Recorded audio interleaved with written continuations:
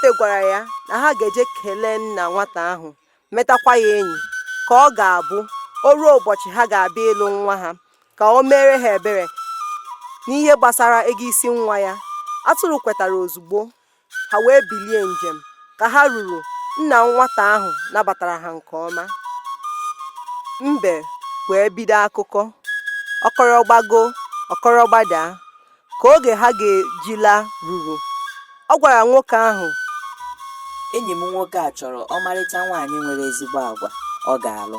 Na ọ bụrụ na ọ maara nwata nwaanyị dị etu a, na ọ ga-amasị ha ma o nyere ha aka igosi ha onye dị otu a. Nwoke ahụ mere ngwa kpọpụta nwa ya nwaanyị.